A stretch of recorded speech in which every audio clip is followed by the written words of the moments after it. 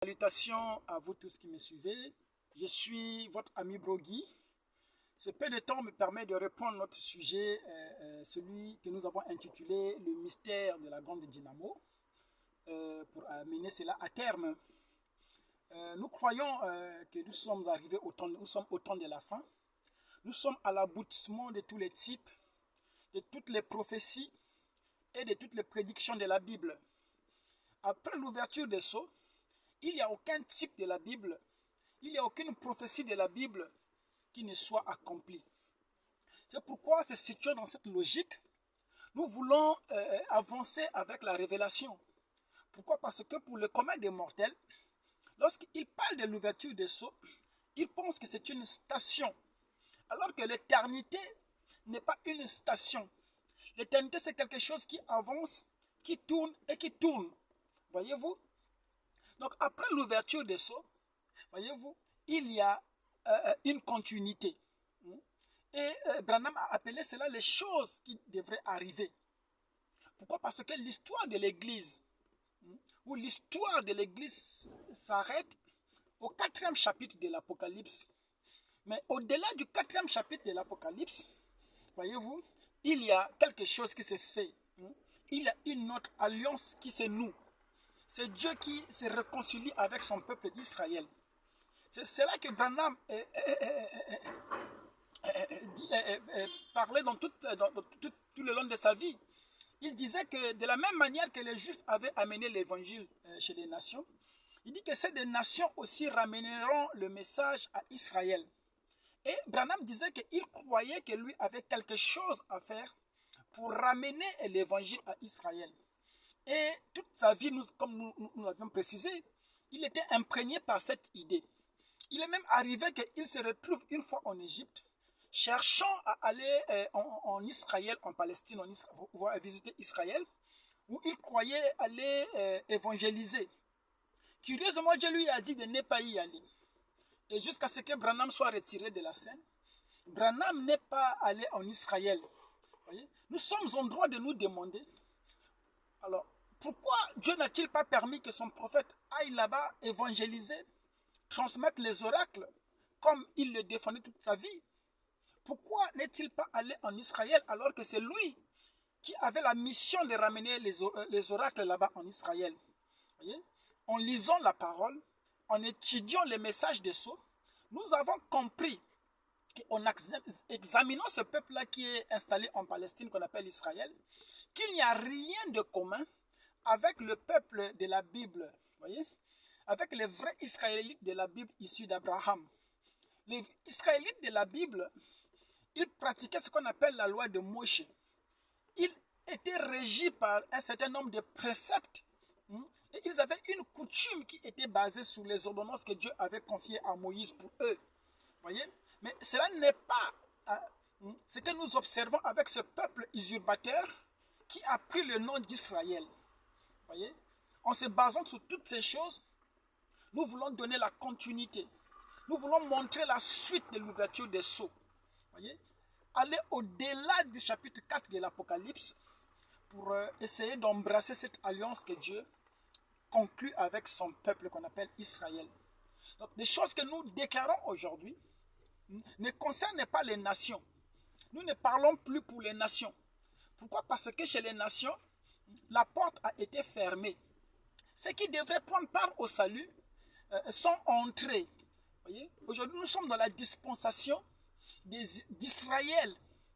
Nous avons montré cela dans les types avec Joseph, qu'une fois que Joseph a fait rentrer sa femme dans la maison, Joseph est sorti à la rencontre de ses frères.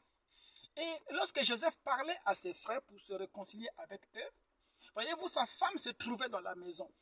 S'il arrivait que sa femme entende la voix de Joseph en ce moment, elle l'entendrait de la maison. Voyez, la dispensation de l'épouse ou de l'église était arrivée à terme. Maintenant, Joseph s'adressait à un peuple.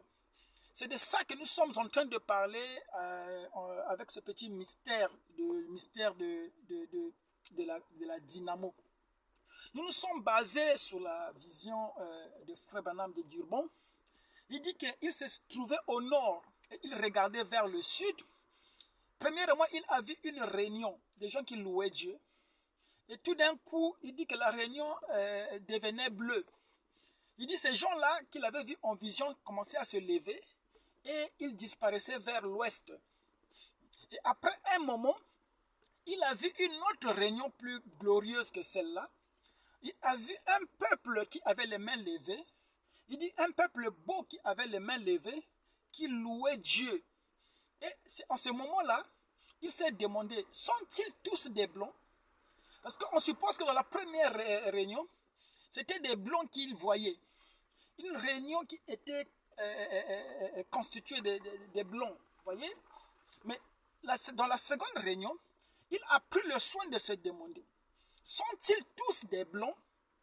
C'est en ce moment-là qu'il constate qu'il s'agissait de la race noire, qu'il s'agissait des Africains, des hommes, des femmes qui louaient Dieu avec les mains levées.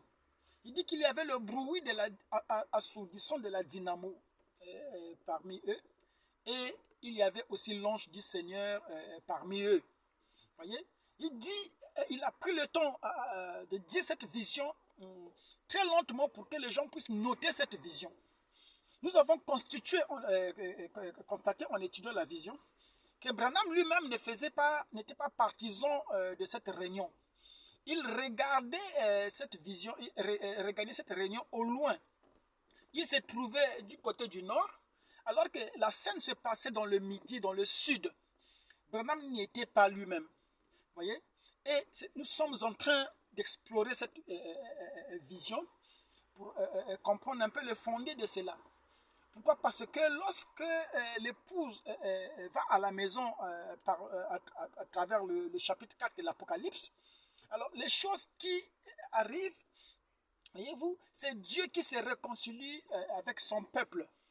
Voilà pourquoi au temps de la fin, cette femme-là a prophétisé dans le Branham Tabernacle. Il dit l'esprit de Christ, d'Élie et de Moïse était en œuvre dans le Branham Tabernacle. Frère Branham dit que cela s'est accompli de façon parfaite. Donc, au temps de la fin, alors que les portes de la grâce sont fermées, Élie est là exerçant son ministère avec Christ, comme cela s'est fait sur la montagne de la transfiguration, qui était une préfiguration de la seconde venue. C'est ce que Frère Branham dit que c'était l'ordre de la seconde venue. Voyez-vous, il y avait Élie, il y avait Moïse et il y avait Christ. Vous voyez? Et les deux autres s'étaient engloutis en Christ. Et la voix a dit, celui-ci est mon fils bien-aimé, écoutez-le. C'est pourquoi nous voyons que lorsque Christ vient dans la nuée, voyez-vous, il y a le ministère de Moïse et d'Élie qui sont en œuvre.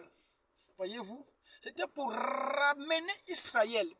Voyez, pourquoi? Parce que Israël était régi par la loi de Moïse. Moïse, c'est le grand législateur, voyez-vous, du peuple d'Israël. Voilà pourquoi Frère Branham précise que Moïse sera avec eux. Voyez-vous, il y a la présence de Moïse. Nous avons aussi montré que Dieu ne traite pas les nations de la manière qu'il traite avec son peuple Israël. Parce qu'avec Israël, il traite sous la base des préceptes et des ordonnances qu'il avait confiées à Moïse. Lorsque Dieu a appelé Josué, il a dit à Joshua, il dit que prends la loi de Moïse, il dit médite cela jour et nuit. Il dit que c'est alors que tu auras du succès dans tout ce que tu entreprendras.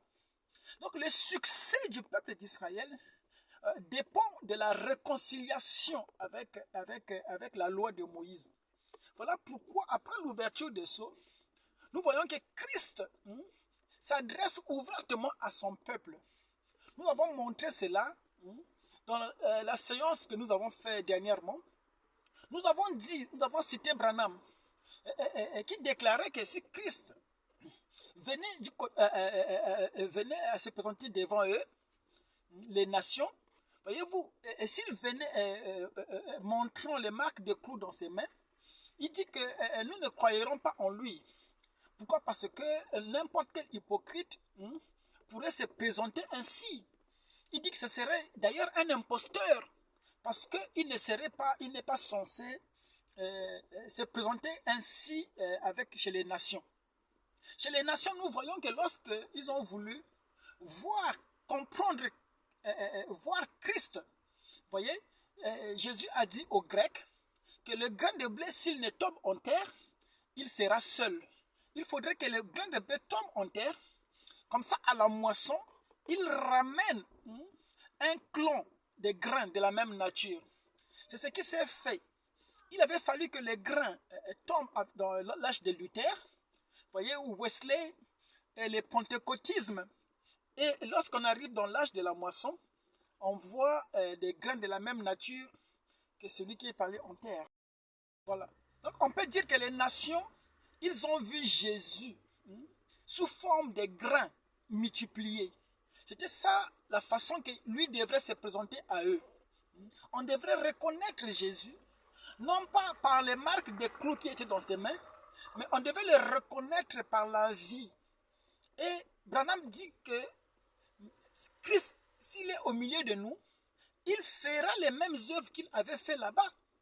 Les œuvres qu'il avait fait là-bas, c'était quoi? Il avait discerné la vie de la femme samaritaine. Il avait discerné les pensées de Nathanaël. C'est en cela que ceux-là avaient compris qu'il s'agissait du Messie. Et en ce temps de la fin, nous avons vu la même chose se reproduire. Cette même vie se reproduire à travers un homme qu'on appelait William Marion Branham. Cet homme-là avait endossé le ministère de Christ de la même manière que Jésus aussi à son temps avait endossé le même ministère. Nous avons montré cela à travers les 70 semaines de Daniel. Nous avons dit que pour Israël, il est resté la dernière semaine qui était la 70e semaine, qui était consacrée au ministère de Christ. Cette semaine devrait introduire le Messie. Et nous savons que lorsque le Messie est arrivé à travers cette semaine, voyez-vous que le Messie a exercé 3 ans et demi et puis il fut retranché. Donc pour Israël, il leur restait 3 ans et demi. Voyez? Et ce sont les 3 ans et demi, voyez-vous, qui caractérisent le ministère de Christ au temps de la fin. Voyez? C'est tellement merveilleux. Voilà pourquoi ce jour dans le Branham Tabernacle, cette femme a prophétisé l'esprit de Christ. Voyez-vous, d'Élie et de Moïse en œuvre dans ce tabernacle. Il dit que cela s'est fait de façon parfaite. Voyez-vous, lorsque nous arrivons dans cette dispensation, alors les portes des nations sont fermées. Les portes de la grâce sont fermées. Aujourd'hui, les gens font des spectacles. Ils prient, voyez-vous, toute la nuit, jusqu'à faire couler de la sueur. Voyez-vous, croyant que Dieu les écoute, croyant que Dieu les exauce. Mais nous savons que personne n'est exaucé aujourd'hui de tout cela qui crie dans les églises. Pourquoi? Parce que lorsque le sacrifice n'est plus sous le trône, lorsque Christ, voyez-vous, quitte le trône de son Père qui est la colonne de feu, lorsqu'il n'est plus dans la colonne de feu, alors en ce moment-là, le pardon des péchés n'est plus accordé. Lorsque nous quittons la dispensation de la colonne de feu, voyez-vous, nous rentrons dans la dispensation des fils de Dieu manifestés. Alors nous savons qu'en ce temps-là, celui qui prie, il n'y a plus de réponse. Parce que l'intercession est terminée. Aujourd'hui, Christ a abandonné la colonne de feu, qui était le trône du Père. Il a repris son propre trône, qui sont les fils de Dieu manifestés. C'est ça l'insistance d'aujourd'hui. Donc aujourd'hui, nous nous adressons aux Israélites. Nous parlons d'un peuple qui est différent des nations. Nous parlons d'un peuple qui n'est pas l'Église. Pourquoi du côté de l'Église, alors que les portes sont fermées, il a été dit que celui qui se souille, que celui qui se sanctifie. Voyez-vous? Donc, lorsque nous passons l'Apocalypse 4, voyez-vous, les choses qui sont au-delà de l'Apocalypse 4 concernent Israël. Voyez-vous? Et l'Église, l'épouse, est revenue sur la terre pour voir ces mystères alors qu'elle est à la maison. Ce que nous appelons la maison, c'est une condition. Ce qu'on appelle la nouvelle terre. Voyez-vous? Alors, ce sont les choses très glorieuses que nous avons déjà parlé longuement. Nous faisons un rappel pour permettre à ceux qui nous prennent au milieu de comprendre de quoi nous parlons. Nous allons prendre notre Bible, lire quelques versets de l'Écriture pour constituer une petite base sur laquelle nous allons avancer. Voilà. Nous lisons Apocalypse 14, verset 8. Alors, nous commençons Apocalypse 11, verset 19. Il dit, « Et le temple de Dieu dans le ciel fut ouvert, et l'arche de son alliance apparut dans son temple. Il y eut des éclairs, des voix, des tonnerres, un tremblement de terre et une forte grêle. » Nous passons à Apocalypse 14, 18. « Et un autre ange qui avait autorité sur le feu sortit de l'autel et s'adressa d'une voix forte à celui qui avait la faucille tranchante, disant, « Lance ta faucille tranchante et vendange les grappes de la vigne de la terre, car les raisins de la terre sont mûrs. » Voyez? Alors, nous voyons en lisant ces écritures que lorsque la dispensation des nations arrive à la fin, c'est alors que Dieu commence à chercher son peuple. Parce que tout le temps que Dieu a traité avec Israël, son peuple était dispersé. Voyez? Son peuple était dispersé sur toute la terre, jusque dans les îles de la mer. Voyez? Lorsque les portes des nations sont fermées, lorsqu'il a fini totalement avec les nations, c'est en ce moment-là que Ésaïe 11, 11 nous rappelle qu'en ce jour-là, l'Éternel étendra de nouveau sa main. Voyez-vous? Il rassemblera son peuple dispersé en Égypte, en Éthiopie, à Abatros, jusque dans les îles de la mer. En ce jour-là, Dieu est en train de rassembler. Et nous savons que celui qui rassemble la moisson, celui qui collecte la moisson, voyez-vous, ce sont les anges.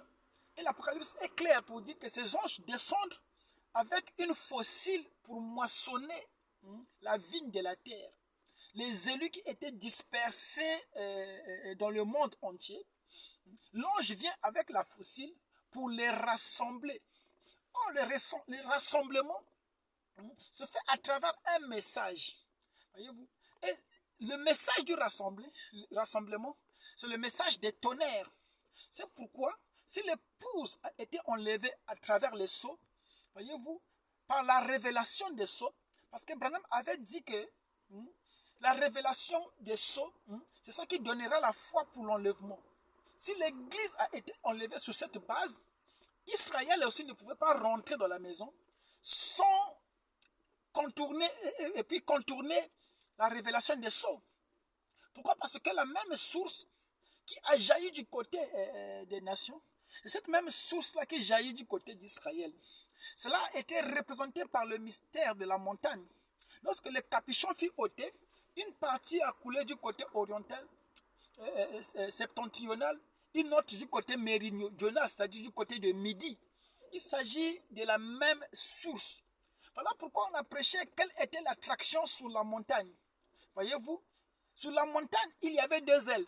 Il y avait la dispensation des nations qui devait se clôturer, et puis Dieu qui traitait avec son peuple. Aujourd'hui, nous sommes dans l'ordre de la seconde vision de Branham, de la seconde réunion que Branham a vue dans la vision. Il a vu un peuple exclusivement noir, un peuple de couleur. C'est un peuple unique, voyez, un peuple différent. Branham s'est même posé la question, sont-ils tous des blancs? Il dit qu'il s'agit d'un peuple noir. Il dit qu'il y a le bruit de la dynamo, voyez-vous. Ce peuple noir, avec les mains levées, qui louait le Seigneur, alors que Branham assistait la chose au loin. Nous avons lié cela avec le mystère des ténèbres du commencement. Nous savons qu'avant la création, il y a eu un mystère. Voyez-vous, c'est le mystère du kénosement. Voyez-vous, la lumière, les ténèbres devraient se kénosser.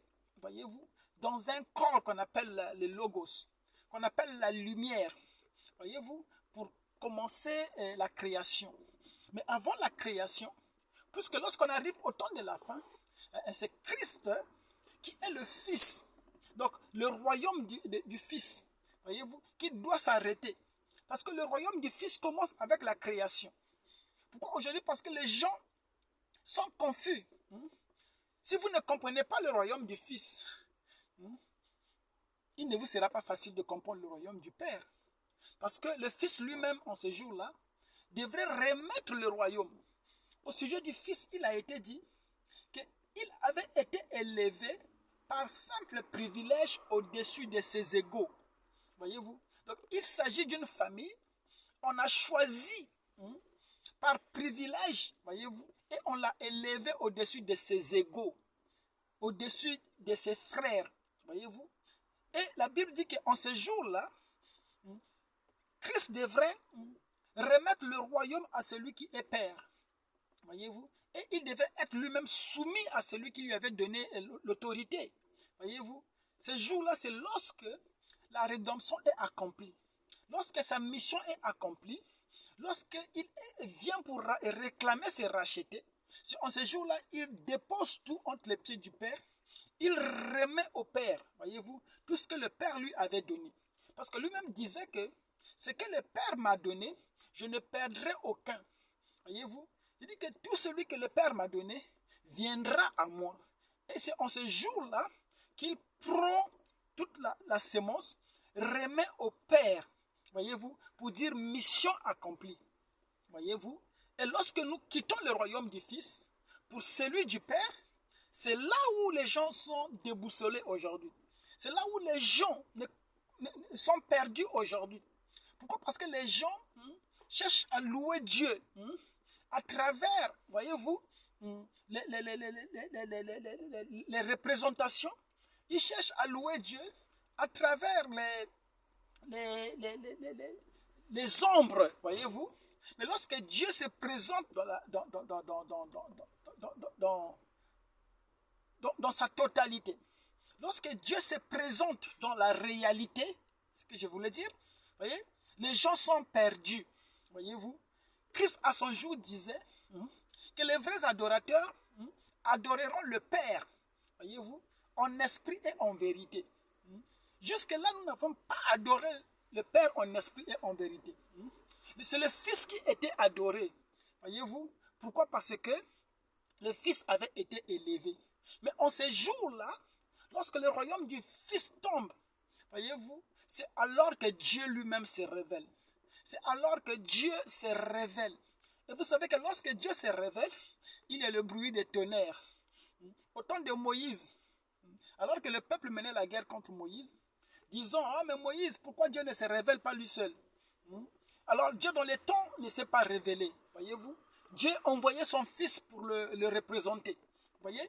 Les gens du temps de Moïse ne comprenaient pas cette logique. Ils ont dit, Moïse dit à Dieu que nous voulons le voir lui-même. Et ces jours-là, Dieu a essayé de se révéler à eux sur la montagne. Voyez-vous, il y avait des tremblements de terre, il y avait des bruits des tonnerres, les animaux qui passaient près de la montagne mouraient. Pourquoi? Parce que l'homme ne peut pas comprendre Dieu dans son immensité. Voyez-vous, l'homme ne peut pas comprendre Dieu sans passer par le Fils. Parce qu'il disait que le Fils est venu, il est l'image du Dieu invisible. Voyez-vous, le Dieu invisible, lorsqu'il veut se révéler, il s'habille, il prend la veste du Fils. Voyez-vous, il vient comme Fils pour que l'humanité puisse le contenir. Autrement dit, voyez-vous, l'humanité ne pourra pas.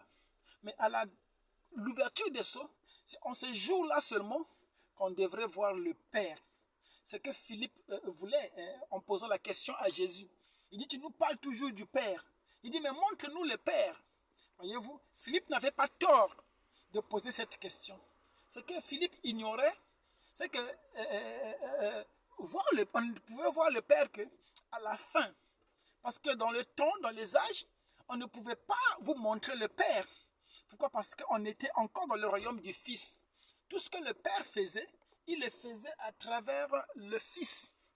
Pourquoi? Parce que le mystère du Père était resté caché. Vous voyez?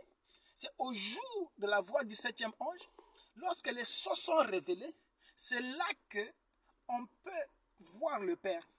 C'est là que Philippe devait poser la question, montre-nous le Père. Et aujourd'hui, voyez-vous qu'on nous a montré le Père. Voyez-vous, nous savons que le Père, c'est l'esprit original. Et Frère Branham dit, il parle de vous. Il dit vous, virgule, l'esprit de Dieu. Vous, virgule, le Père. Vous êtes le Père de Jésus. Voyez-vous, la personne que Philippe voulait voir. Quand il posait la question, montre-nous le Père. Et ce Père-là, voyez-vous, il s'est révélé aujourd'hui à travers les fils de Dieu manifestés, qui sont les paroles du livre. C'est un grand mystère de voir Dieu qui était caché, mais qui se révèle dans la simplicité. Les gens qui pensaient que Dieu vivait dans les nuages, qui représentaient Dieu comme étant je ne sais pas quoi. Mais aujourd'hui, ce Dieu-là, il s'est présenté dans l'humanité à travers ses fils, à travers les fils et les filles de Dieu manifestés aujourd'hui. Donc le mystère du Père est rendu manifeste aujourd'hui. Le Père, c'est l'esprit original. Le Père, aujourd'hui, ce sont les fils de Dieu manifestés. Voilà pourquoi lorsqu'on a brisé les sceaux, voyez-vous, Jean a tressailli de joie. Pourquoi? Parce que Jean a écouté son nom. Voyez-vous, Jean a vu Jean. Voyez, Jean n'a pas vu Jésus de Nazareth. Il n'a pas vu Jésus de Kentucky. Voyez, Jean a vu lui-même. Il s'est vu. C'est ça le mystère de l'attente. Voyez-vous, il n'y a plus d'explication en ce moment-là.